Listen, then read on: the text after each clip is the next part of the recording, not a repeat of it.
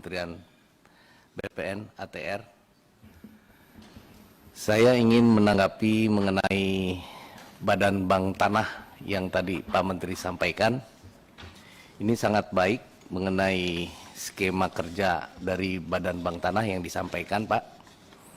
Mungkin saya ingin mengusulkan, Pak Menteri tadi sudah menyampaikan bahwa ini sudah terbentuk, Pak. Hanya saya mau mengusulkan, Pak, di sini bahwa PP-nya sudah ada, Pak, nomor 64 ya, Pak ya, dari presiden peraturan presidennya sudah ada. Tapi di sini sebetulnya ada undang-undang, Pak, Undang-Undang Cipta Kerja ya, Pak ya, yang terbentuk di sini. Undang-Undang Cipta Kerja sendiri sudah menetapkan ada 3 unsur, Pak, di dalam Badan Bank Tanah ini. Unsurnya itu terdiri dari yang pertama adalah komite. Komite ini sudah terbentuk, Pak Menteri sendiri dengan tadi ada unsur-unsurnya di situ. Yang kedua adalah Dewan Pengawas dan unsur ketiga adalah Badan Pelaksana. Untuk komite sudah terbentuk, Badan Pelaksana juga sudah terbentuk, ketuanya sudah ada. Dewan Pengawas ini kan sebetulnya secara undang-undang itu ada unsur dari profesional, Pak. Tadi Bapak memang maksimal 7 orang, di mana profesional itu 3, lalu unsur pemerintah 2, Pak. Sementara ini semua hanya dari ASN, Pak, 2 ASN. Jadi ini sebetulnya yang belum memenuhi syarat, Pak, undang-undang. Nah, saya usul, Pak, agar produk yang ditimbulkan nanti sesuai dengan perundang-undangan, Pak, segerakan, Pak, untuk dibentuk selnya. Usul ketua, ini harus segera dibentuk supaya produknya sendiri sesuai dengan perundang-undangan. Panselnya segera dibentuk dan segera kirim ke Komisi 2 calon kandidatnya, dan kita akan pilih ya ketua ya. Komisi 2 akan memilih.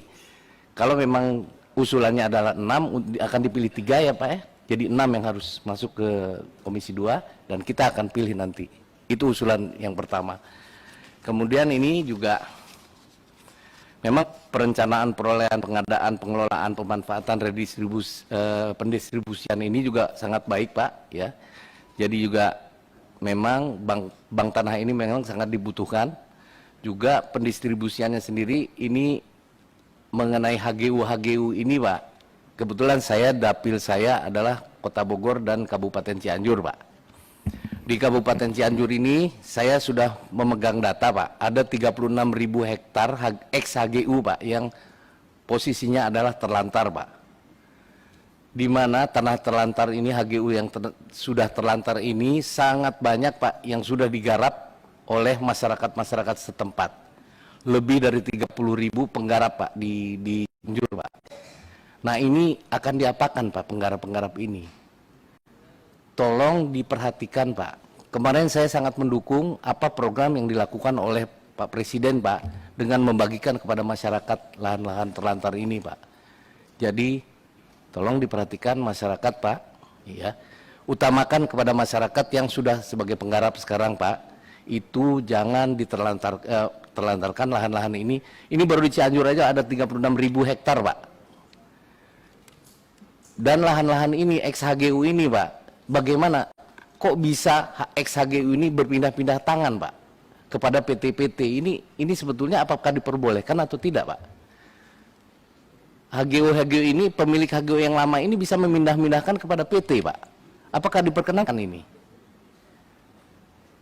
Itu boleh nggak, Pak?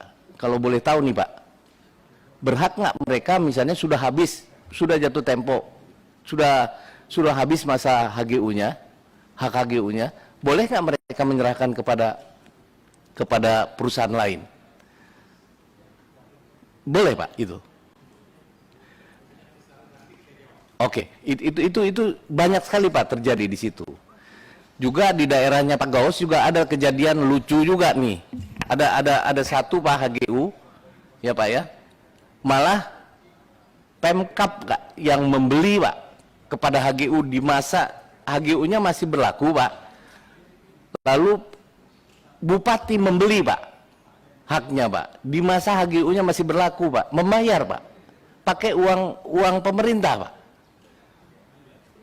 Ini gimana ini? Kok bisa hal-hal ini bisa terjadi gitu. Jadi banyak memang yang terjadi di lapangan seperti hal-hal seperti begini Pak. Ini mungkin perlu jadi perhatian mungkin Pak. Itu aja mungkin dari saya Pak. Terima kasih. Wassalamualaikum warahmatullahi wabarakatuh.